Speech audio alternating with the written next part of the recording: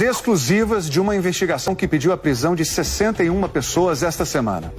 Elas são suspeitas de desviar mais de 300 milhões de reais em verbas públicas, incluindo dinheiro destinado a hospitais de campanha durante a pandemia. Segundo a PF, o operador financeiro do esquema é um jovem pecuarista que chegou a transportar 6 milhões de reais em dinheiro vivo em um avião particular.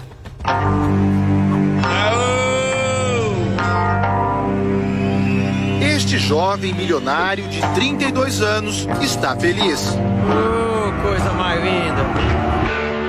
Ele é um dos maiores pecuaristas do Pará. Parazão é coisa do outro mundo. Aqui vacado.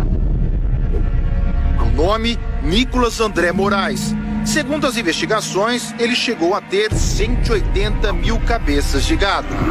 Gado extra, top, só trem de primeira.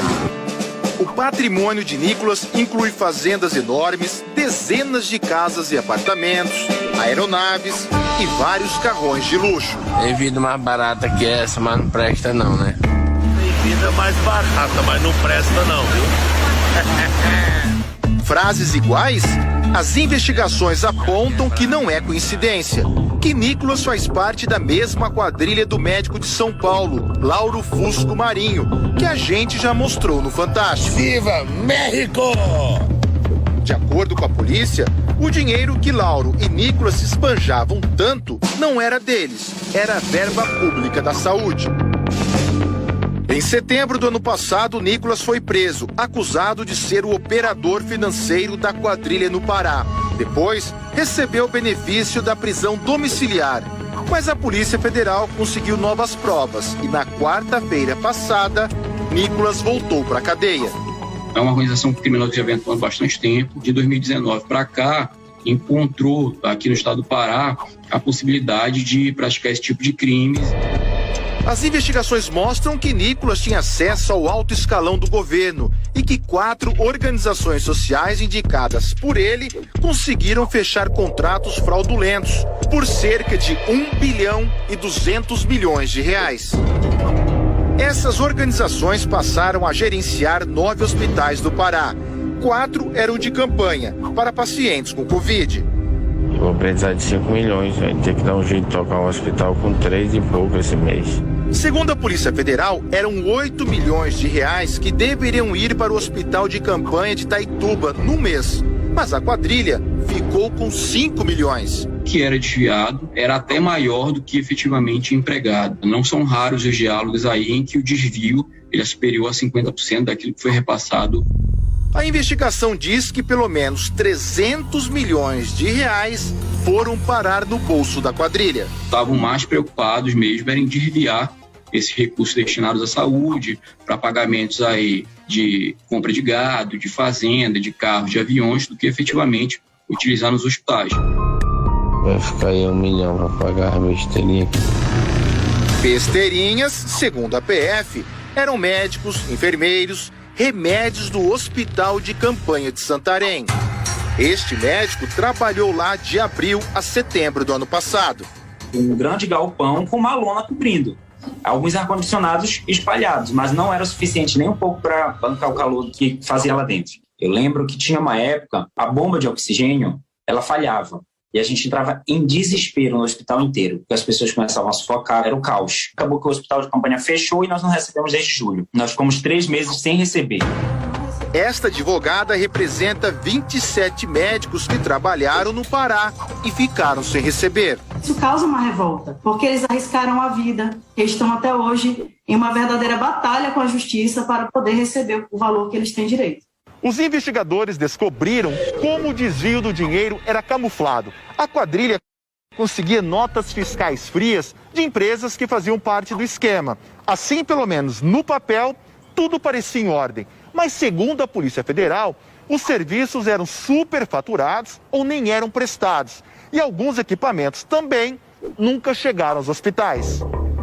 Veja este exemplo. Na nota aparece a compra de 11 ventiladores pulmonares por R$480 mil. O comprador, este posto de combustível que, segundo as investigações, pertence a Nicolas. Detalhe, O posto não estava funcionando nem na época da suposta negociação. Segundo a Polícia Federal, a nota era fria, não havia ventilador pulmonar nenhum. E mesmo fechado, o posto movimentou 100 milhões de reais no esquema de lavagem de dinheiro da quadrilha. São crimes que deixam rastro documentado, são rastros que dificilmente vão ser apagados. O médico Cleudson Montali, de São Paulo, é acusado de ser o chefe da quadrilha e ter planejado o esquema. Cleudson esteve no Pará antes e durante a execução dos contratos e aparece em fotos com Nicolas, acusado de ser o operador financeiro do estado. De acordo com as investigações, o médico e Nicolas chegaram a ir de Belém para São Paulo num avião de Nicolas, transportando 6 milhões de reais em dinheiro vivo. Quem também costumava ir para Belém era Lauro Fusco Marinho, acusado de fazer parte do grupo de Cleudson. Ele e outros comparsas chegaram a alugar um flat na capital paraense, segundo a polícia.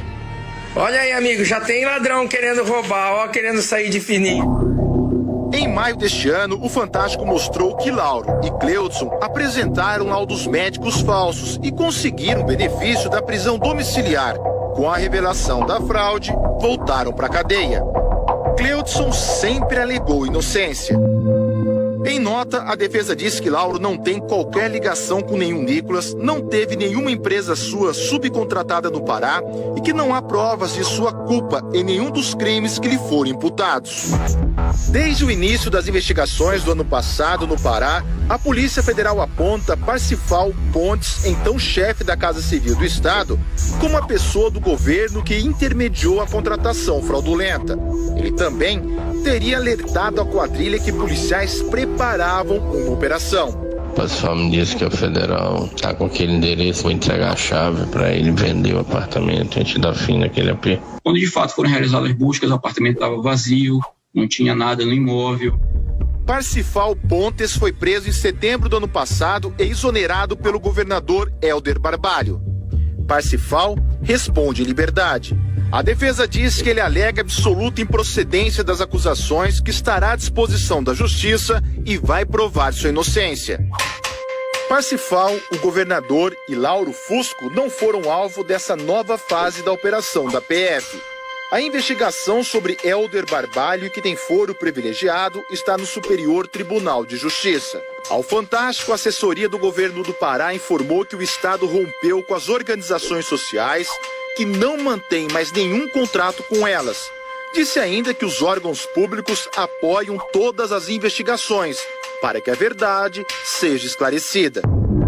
Em nota, a defesa de Nicolas disse que a prisão preventiva é medida excessiva e desnecessária, considerando que Nicolas já estava em prisão domiciliar há quase um ano, sem oferecer qualquer risco às investigações. A defesa também disse que, sobre os fatos, a manifestação adequada e responsável será feita durante o processo. Esta semana, a Justiça decretou a prisão de 61 pessoas. Também determinou o sequestro dos bens e o bloqueio das contas bancárias dos acusados. Quase R$1 bilhão. A saúde no nosso país já é algo precário. Essas pessoas ainda procuram desviar esse recurso da saúde, o que deixa a população ainda mais fragilizada e carente desse tipo de serviço que é tão essencial. Tem vida mais barata que essa, mas não presta não.